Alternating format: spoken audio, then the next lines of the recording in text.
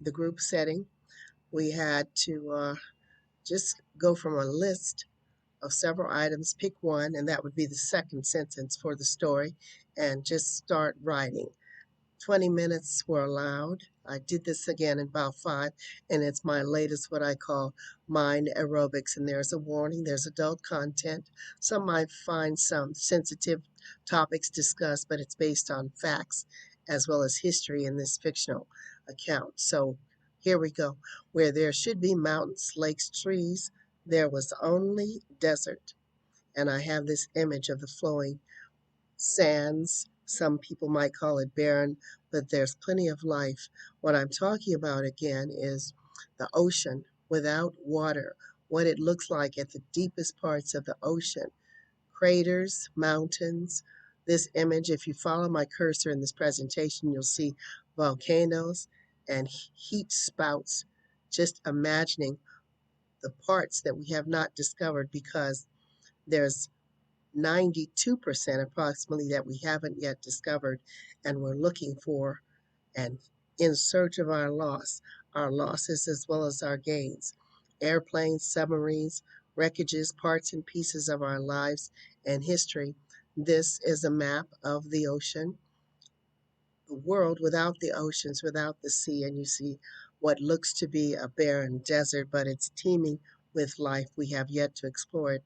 I asked the question, why is it that we know more about space than we do about the ocean? And one answer is with the space, the scientists can see everything that's in front of them somewhat using telescopes at exactly 360 degrees. But with the ocean exploration, we can't see very far. It's very, very dark.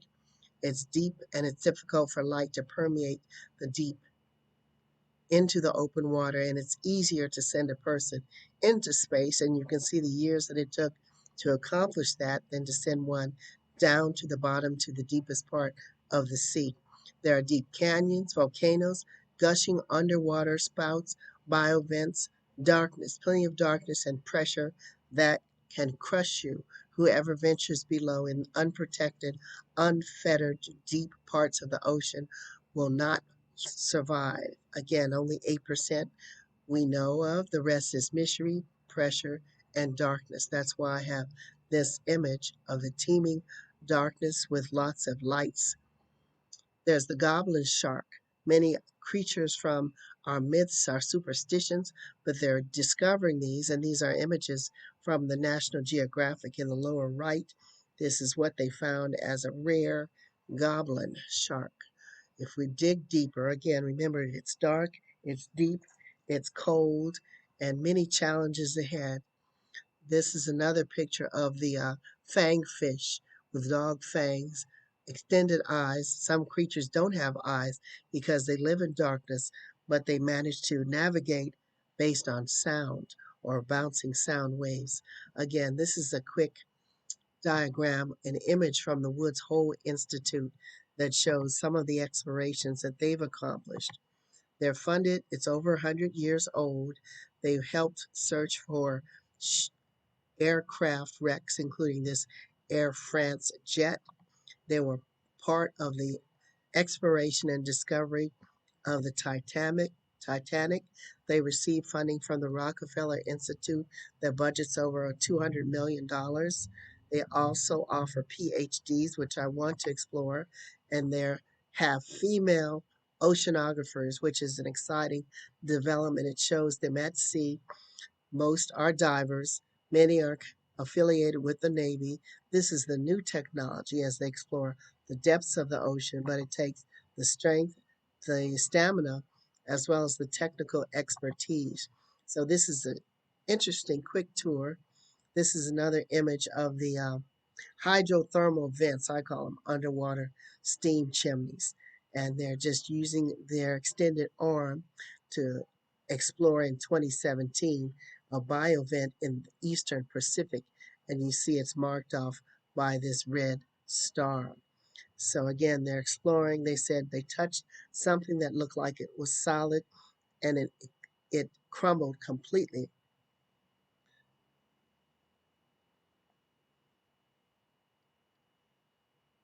They're doing explorations. They've also found that the hot and cold fluids mix and create conditions that support life. Only many of these only things have been discovered in the past 40 years, including tube worms, and we see shrimp, crabs, and fish as they explore. White stains, again, it's deep and dark. Many of these creatures exist in the darkness, but this is a good comparison of the 1960 craft that they used that could only go so deep, and now the 2012 deep sea challenger that they developed and now able to explore down to 11,000 meters. So you see, if you look, follow the cursor, each one of these orange dots shows the depths that they started at 1,000 meters, 3,000 meters. You can use your scale to translate this to American measurement standards. 6,000, 8,000, 10,000, then 11,000. And they mentioned, as I mentioned before, they did explorations to discover the Air France aircraft. They've discovered and come up with more refined technology. And again, there are women involved in this now, whereas before there were myths, there were superstitions, but we have to continue pushing forward because at this critical juncture in society, we do need all hands, as many hands on deck. They call it the ocean twilight zone, and I think that's a good description because these are some images of some of the creatures that they've discovered coming from the depths of the ocean, the darkness. And some people again might say, well, why are we worried about this? Some of the discoveries from our search of the ocean have helped create pharmaceutical products, chemicals, and pushed forward with chemistry to help find cures for cancer and some of the many life threatening serious diseases and health issues that we're dying from, too. I think this is a good image of the darkness with the light, the possibilities of discovery that we must consider. So, again, I'm doing this just to take you through some of my thought processes in writing this latest story because there's plenty of things, even though it looks like a desert.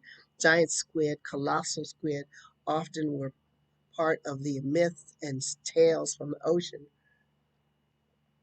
They've actually discovered and seen these. So, again, it's true. Some of the tales from the seafarer have proven to be true. So, again, you imagine the teeming ocean, the cascading sea at the top, but complete darkness and silence at the bottom because what we're dealing with in reality, again, are remnants of this international trade that lasted for several centuries. 12 million were kidnapped and carried from the African continent and others to work for free. And they say, according to looking at the data, the quantitative information at this website, 12% perished. So, of that 12 million that were transported, approximately 1.5 to 3 million bodies, individuals, human lives were lost in this travel. And this is a 3D image that was created to give you an idea of what we're talking about. Travels from Benin, Nigeria to Brazil, the Caribbean, and the United States. And what I also want to show,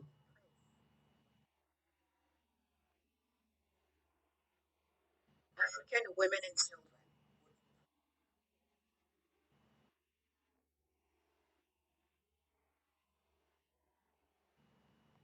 Again, this is part of the data, the discovery, as well as the quantitative information that I've managed to review and add to the research for the Shiva Ghost ship, for example, in terms of the 3 million or more sunken ships at the bottom of the sea. But what's very interesting is that there is a database of names, and once we pull that up, you can see that based on this research if I narrow down the age group for the slaves, the kidnapped individuals on these ships, you see, if I narrowed it by age 60 to 80, there were individuals who made it or may not have made it, including the names Mandi Panya, age 70, Pia, age 63. The oldest that I could find from these tables was age 77.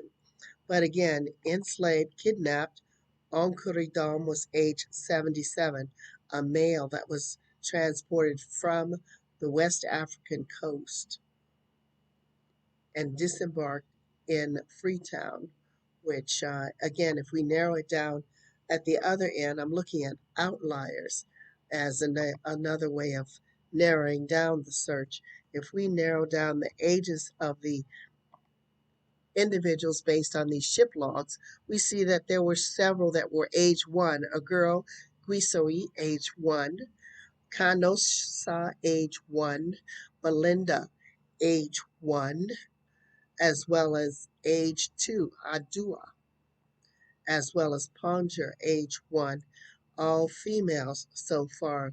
We see a male, age 3, all transported on these various slave ships at the height of the trade, and they might be part of this discovery process because you see the bubbles lifting up, but towards the deepest depths of the ocean, it's darkness and cold because those shipwrecks did have human beings, and the bodies of the crew members, passengers, as well as these kidnapped victims are and may be at the bottom of the ocean as part of the discovery.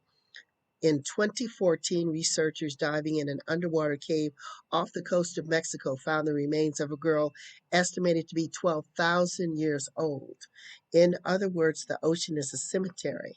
Space is not so much of a cemetery. So, with the cold, the pressure, and the preservative qualities of many of these chemicals, there may be some serious collections of remains, possibly up to 3 million at the bottom of the sea from 2, 3, 400 years ago. So we're facing our collective history. There's many unresolved matters. This is an evidence-based PhD program I am in, and the evidence of this trade might also be at the bottom of the sea and yet undiscovered. But it is time, I think, way past due to face up and take a look at it. Now, it's a massive undertaking. Our skills, technology, biases must be faced. Yeah, girls can do this work too. It's not only the natural, but it looks like we should also face our ghost, the supernatural. With science, with technology, we can tackle this as well as the will and determination that it took for us to get to the moon. This is on our own Earth. This is a diagram of the deep sea challenger that Woods Hole and the team, also affiliated with the Navy, explored down to 11,000 meters.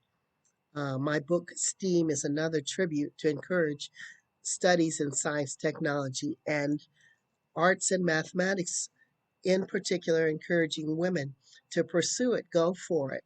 According to my data, when I published this, most recently, that only a small percentage of women are in science and technology, and it's time to blow apart those myths.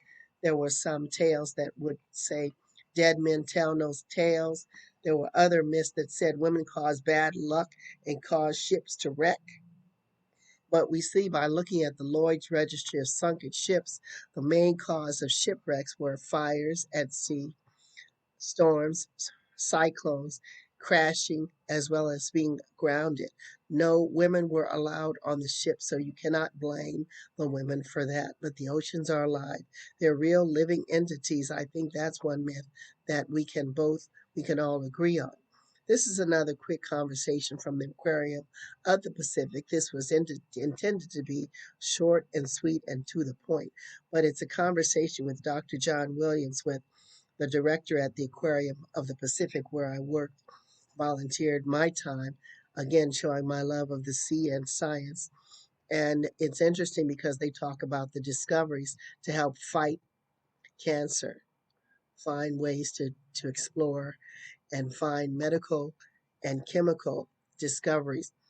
The leading causes of death they discuss: heart disease, number one; number two, cancer; number three, chronic lower respiratory diseases. And with COVID, we've had that right in our face, the importance, the critical importance of when the respiratory system shuts down. We have stroke, we have accidents, Alzheimer's. But again, the discussion with the City of Hope and the Ocean Aquarium of the Pacific in Long Beach is a good reminder of how important it is for us to do these studies. There's an African American Scholars Program. I have a list of medicines that come from exploring the sea. So the people that say, I'm not interested, I'm not involved, everyone is affected by cancer. Either you have it, someone who has it, or a coworker, family, or friend, or neighbor has cancer, has some connection to cancer, because cancer does not discriminate. Medicines that we've discovered from the sea include the yondelis, cytarabine, vidarabine, ziconotide, trabectedine. And again, this is story time. That's where this story comes from. Story time at the library. We see the librarians, the kids are enthralled, but the twist to the story is that the librarian has a secret life. Story time's only in the afternoon. If we dig a little bit deeper and pull off the covers, we see that the librarian is a high-end supermodel. So we're going to end the story with our librarians working their second job on the runway, strolling, showing the latest fashions, as well as working as an undercover secret agent for a secret international ring, fighting for justice, peace, and equity. So again, I hope you enjoy this story. Here's another model. Hope that comes out in this video. All shapes, all sizes, we need diversity too. We see we have more of that on the runway. And again, thank you for joining me on this second story, short story about mysteries on the earth and in the sea. We have two scholarly references: Lu, Lee, H. Lee, Q. Lee, Wu, initial Y, titled Application of Marine Natural Products in Drug Research, published in the Organic Medical Chemistry Journal 2021, and the second journal article, Nigram Solaria Faresi Mishra, titled Marine Anti-Cancer Drugs and Their Relevant Targets, A Treasure from the Ocean. So I'm not just making this up. I want to add the scholarly references as well as my ideas, my creativity. So again, thank you for joining me in this Second Wind episode. If you have questions, send me an email. It's on the screen, or connect through LinkedIn. Thank you very much, and stand by. You'll have the second part later. It's called the epilogue to this short story presentation. So thank you again. Have a great day, and thank you for joining me on this Second Wind episode.